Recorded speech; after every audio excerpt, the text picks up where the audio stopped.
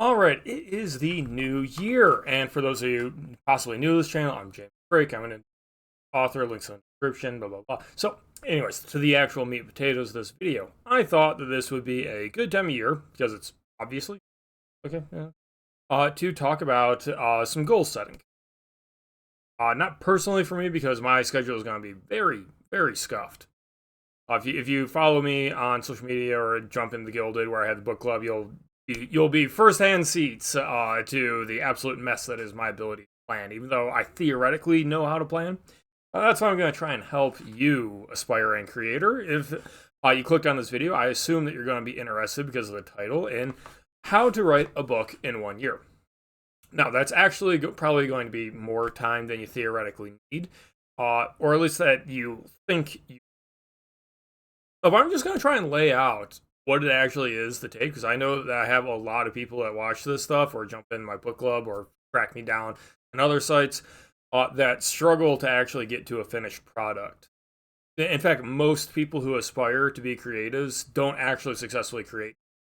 And there are some psychological reasons for that, like self-doubt and such, but there's that Einstein quote of if he had 1 hour to save the world, he'd spend 59 minutes defining the problem and then 1 minute solving it.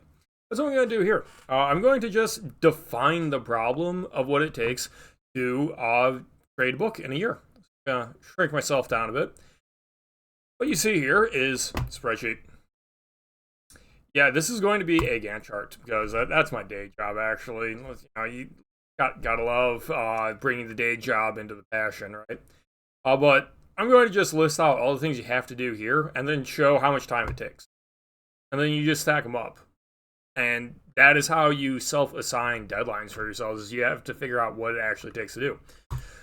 Now, like it or not, the first task, because it's a perennial task, it is a non-stop task. It is constantly always there. Pick a social media or something. I've talked about this in other videos. Get on, create your account, start capturing people. You must always be doing this. Okay. It's going to be difficult if you don't have a product, but it's not impossible, and it pays off. The absolute worst thing that can happen to you is if you pour your heart and soul into a book, and then you put it out there and nobody hears about it. Arguably, it would be worse to just get horribly negative reviews. But if you get no feedback whatsoever and you don't even know if it was a bad book, it's the worst. So start marketing now. Always be selling. Now this is slightly different from networking. You're gonna have to do this, but I'll explain when and why in a second. Now, unfortunately, if what you want to do is you want to publish a book, first step is draft 1. Now, how long is draft 1 going to take? Let's go over here. Let's say that you want to do, like I did. This is my second book. This is my far future military sci-fi book that I'm going to be writing a spin-off, let's call it. Right now, actually, that's why I'm doing this. That's the model I'm going to be using for myself. And that is going. I don't have a title for that. I just realized I don't have a title. It's called Bioweapon, I guess. And that's a tie-in. I'm going to be writing a novella starting 2 days ago. Now, what you want to ask yourself is how long do you want the book to be? You want the book to be about yay big? This is, as I recall, 70,000 words. I'm going to be targeting 60,000 words with this novella, and I'm going to hope to come in short. Now, if that is the total word count, then you ask yourself, what is your actual average words per day? And I'm going to give myself a modest 1,500 words per day. Yep, that's nothing crazy. And you can, when you do this yourself to think about this, set the words to whatever it is you feel like doing. And it's really simple. Now, this is an average. Which means that if you know you have days off, or if you're a weekend warrior, you just figure out what your daily average is. If you want your story to be 6,000 words, and you're going to be writing on an average of 1,500 words a day, guess what? That is 40 days of writing. And I do advocate for writing every day, consistently grinding. It is how you train your brain's dopamine cycle into actually getting you to stay motivated and sit down and do it. I write every day. You're going to notice that the advice and the math here all favors the way I do things because, yeah, I'm talking about the way I do things because I think they work. I'm not going to advocate something that I can't do. So, 40 days. I'm going to extend that just for, like, mess-ups, basically. I'm going to just call it 6 weeks.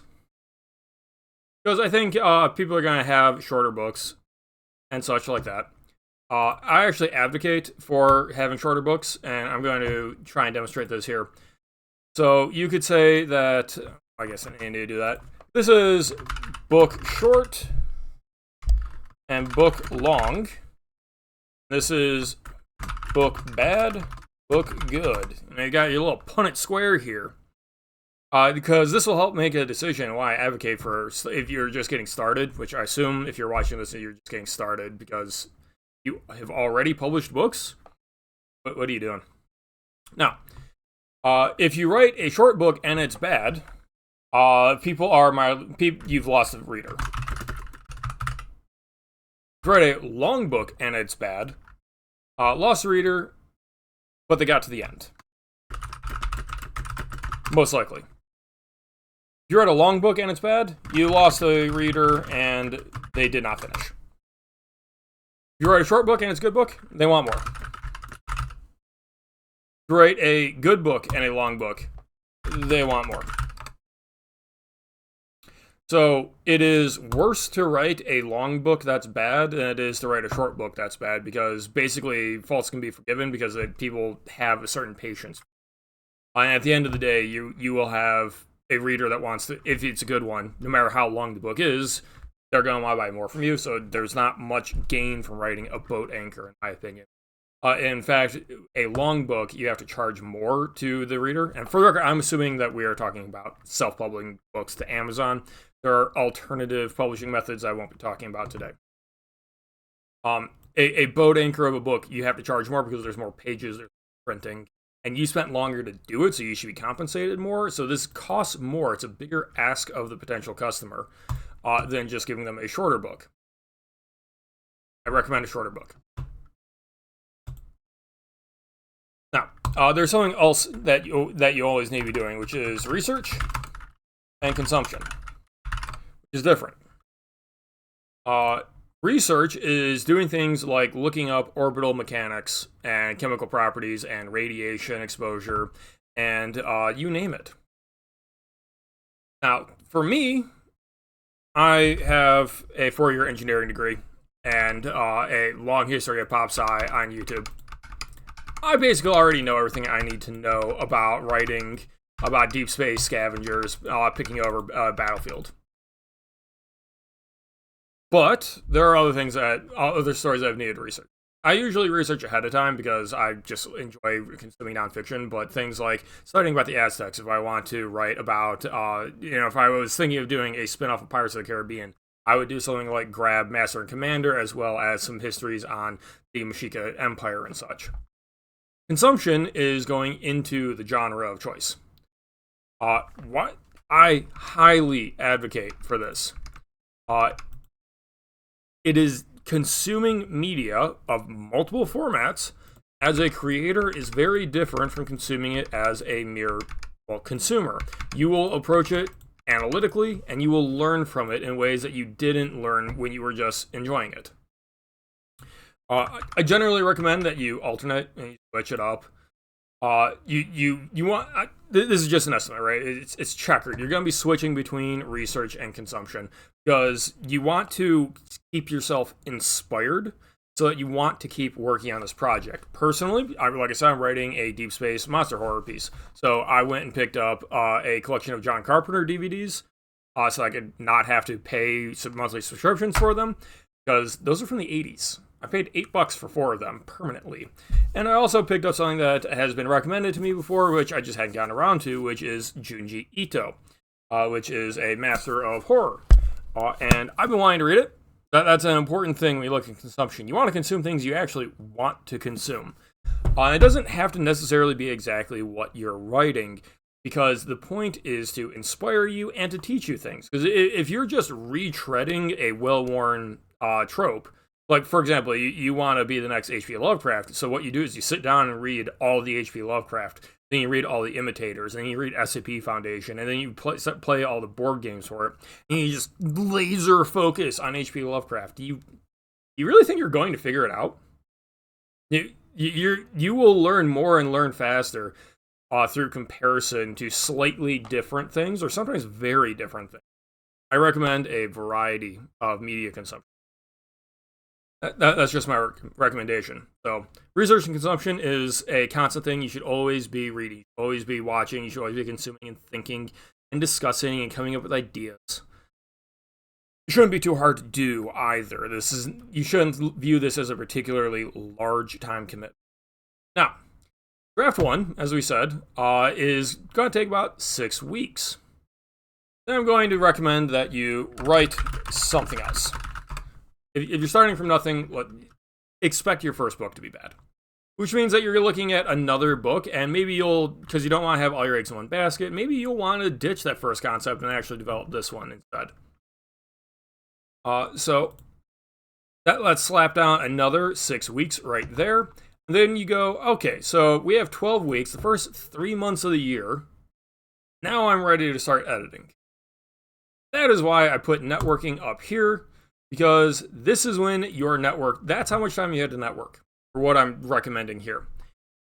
3 months to make a friend or two. Maybe you'll jump in the Gilded server for the book club, link in the description, where we're going to be reading The Color of Magic by Terry Pratchett. And you can communicate with other creatives there. Maybe you have other communities. Maybe you just put out a cold call on Twitter or something. Whatever social media you have chosen as your poison. Find somebody else that's trying to do this, essentially. Because what you're going to do at this point is you're going to manuscript swap. Now, what you have to do at this point is read their stuff. So actually, that means I'm going to get rid of this research, because you need to be reading their stuff right then. Actually, I'll just leave that, because you're going to be researching based off of theirs. Critical analysis. So you realistically should be able to finish a book in a week. It's not that hard if you actually sit down and focus on it, especially when they're only like 60,000 words. Just do it. Maybe you particularly need more time. But then after you've read the book and they've read yours, you do run the risk of getting let down. For more information, see my video about beta readers and giving. But you're going to have to talk to them about it. These are going to have to explain why their story is bad, and more importantly, how to make it better. Not advocating for right by committee. What I'm advocating for is the aspect of learning a skill by teaching it to someone else. If you must explain clearly why you think something should be done differently, what impact it's going to have, what effect it's going to have, why it's better, why something is working, and why other things are not. By forcing yourself to actually lay out what's good and what's bad and explain it to somebody else in a way that they understand, you will understand the process better. And at the same time, they're going to be doing it to yours. Now, what happens here? Let's say you just done that. It's time for draft 2. Now, at this point, it's been like 3 months since you've drafted your first one. You've presumably read several books. You've gotten critical analysis. You've probably developed a lot. Unfortunately, means you probably need to rewrite the damn. Hate to break to you, but like, if you're just getting started, you should not expect that your first draft is going to be good enough. And if you do think it's good enough, I kind of really question whether you are a good enough judge to actually publish something, because you're probably being arrogant if you think your first draft is good. Because it's probably not. Mine aren't. Like, literally no published author is going to say, yeah, man, I just wrote this in one setting and it went great. Maybe you can find some freaks at that point. Maybe. But it's not going to happen. Budget time to do a hefty rewrite, and don't be attached to it. You may need to completely change characters, remove elements. This is where advice about kill your darlings becomes important. This draft 2 should be very different from draft 1. maybe it's like what happened with me with my sixth book that I am working on getting. I'm just copy editing it right now, where I realized I had one scene wrong, and it caused this like cascading unraveling of bad decisions. So I had to like shift a series of events forward, and then the entire book was then interlaced wrong with continuity mistakes I had to go back and fix. Because I had led to basically the female lead of what was supposed to be like a hybrid romance. Just the girl just wasn't in the. Yeah, almost the entire thing had to be rewritten. But the actual plot beats, like if you looked down at an outline, I changed one scene and then just reordered everything else, and it required a full rewrite. It happens. Now, at the end of draft 2, you should have a reasonably good book. Which, at this point, realistically, depending on your aims and your goals, if you're just a hobbyist, you might be done here. I don't recommend it. The process I follow at this point is beta readers. Which is different from your critique partner. Because, honestly, your critique partner that you met here, that you should be reciprocating all this help to, has already given you their feedback, and you've incorporated that and made it a good thing. At this point, the book should be good enough for people to give a try. The last thing you want to do is give a steaming pile of crap to a beta reader, because they're going to feel obligated and they're not getting particularly much unless it's what you're doing, like more manuscript swapping, which is fine. But at this point, you're probably going to hit up some friends and say, hey, I need you to look at this as a consumer, not as another author trying to inject their theory onto it, because you're not looking for a editorial critical feedback at this point. Again, see my video on beta readers. So send it out to some friends. You had 6 weeks here of prepping people, and maybe what you do is you send like the first few chapters just as a tester, and you say, let me know if you would be interested in reading the rest. Reduce the ask, because beta reading can be a chore if it's not good. You might need fast feedback on, dude, this is trash. You might need to know that. You might need to go to that's something else that you wrote. But the fact of the matter is, you need to give people time, and they're doing you a favor. They're not going to rush on this. So my recommendation is give them a lot of time. I'm just going to slap down 2 months here. Maybe you have more aggressive beta readers than I do. Doesn't really matter. Because you're going to be busy during this process. Because what I'm advocating here is going to end up with your second book does not take a year. So beta readers, you give them 2 months. But while that's happening, you're not done. You're going to tinker with something else. Keep in mind, you are still reading and consuming and researching at this. But you know what? You can go back to that other project, or maybe something new entirely because the other project just wasn't good. It's up to you. Right there, you've got another six weeks to work on something while your beta readers are working on what's actually good. And then maybe you do some more critical analysis.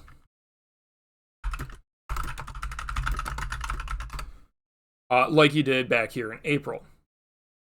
We're just going to, now you've got probably 2 weeks right there. We're just going to go boop. Because you're still working with these people that you're networked with, because you've got accountability partners. Good luck finding them. And at this point, you've now collected quite a bit of feedback on your thing that is good. Now it is time for final draft. Beta readers should have given you qualitative feedback. You should not need a full 6 weeks to address qualitative feedback. You probably need half that time. Because this should not require massive overhauls at this point. So we're just going to put down 3 weeks here. At this point, maybe you have an 11th hour check. Not necessarily required. What you have to do now is copy edit. Copy editing is miserable. You might choose to pay somebody to do this. I'm assuming that if you're a poor indie like I am, that you're going to do it yourself. Spread it out as you need to. You could probably get it done in a week, unless you are like genuinely terrible at it. But here we are, we're coming into the end of August, and yeah, you may have noticed that the months are a bit wrong if you actually know the annual calendar super well, but let's not about that. We're at the end of week 32. Now, at this point, the thing is upload. to something like KDP. I'm assuming that you're doing a self-published print-on-demand service. You need to get this. This step is going to include the processing, the formatting, the metadata, things like getting your ISBN number, crap like that. ISBN is totally rigged bullcrap thing. Topic for another time. Give yourself some time for that. Now, you can't upload without cover art though. So we're going to back up at this point, because this is something that you're probably not doing yourself.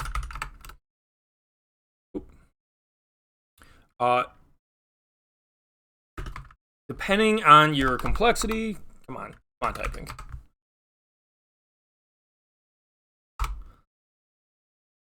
What is... you probably need to give the illustrator, you're going to need like a month, and that's going to include finding them, negotiating, getting on their schedule, getting a commission, getting revisions, etc., etc. I'm just going to call it a month. Realistically, it's up to you when you decide how much you're willing to spend. Like, if you're just going to throw up some AI slop, who am I to stop you? Maybe that'll take less time, but this is a parallel path. So at this point, because let's just call that right there, boop, a month, which means that in August, you need to be thinking about actually getting move on your cover art, because you probably need a month. All right, got your upload. Now, what happens after your upload? If you're using a service like Ingram Spark, like I do, first thing you gotta do after it gets in, probably gonna take you a month, unfortunately. Sorry.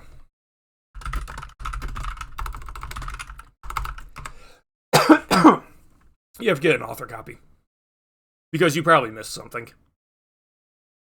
And that means it needs to get actually shipped to you, and you have to read the author copy with final check. It's probably going to take a week, because it's basically copy editing. Again, you need to make sure that everything like laid out correct. You don't have pages in the wrong spot. You didn't forget your copyright page. Your back matter is correct. You know, oh, you missed something. Stuff happens. You need to get a physical proof copy. Now, at this point, we're in October. At this point, you set your sale date. And you want to have some time. Let's call it a month here. I'm running out of colors. There. At this point, you announce pre-orders. You can skip this step. Do you want to, though? What you need to be doing at this point is marketing. You need to be selling it, because you actually have a product now that you have a link to direct people to. And now we're coming into November, and I reveal that I lied. So actually, I must have trimmed Dime off earlier, or I skipped, because I don't think I skipped anything. But at this point, your book is published.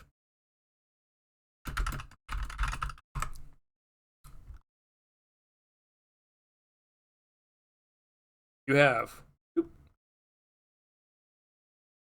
was 8 weeks of delays.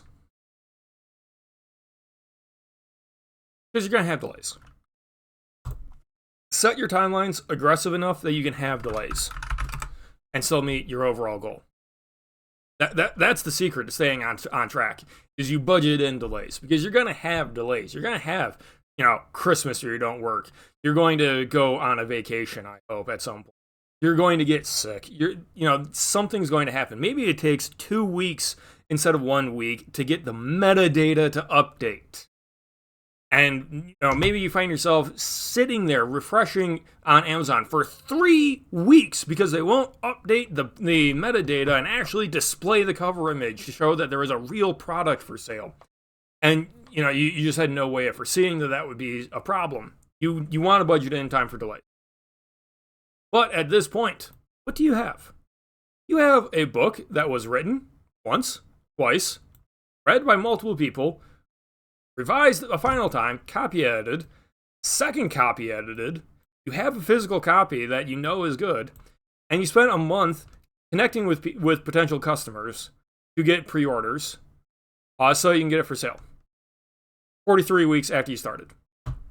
This, of course, assumes that you already have a good idea to work off of. And you may notice I skipped the outlining step because I'm not an outliner. I am a discovery writer. Draft 1, you could call your outline. Because what you are actually banking on, draft 2 right here. Okay. Now, let's not forget that you are double dipping at this point. This step of the process, these 6 weeks, another manuscript. You're moving on to someone else. You will also end this thing with having a second book, with draft 2, with 2 drafts through it, and read presumably by your critique partner. And look, that's only October. You're going to be going into the next year with a book out to beta readers. That's pretty good. And after it's published, you have the lovely, lovely job of sitting there hoping to get reviews. Not much you can do except, like, if you find typos afterwards, that's liable to happen. You can update your data and try and get something else, but whatever. Once it's out, it's out. People are going to be reading it. People are going to be critiquing it or enjoying it or letting you know that you should have a social media presence so they can get a hold of you.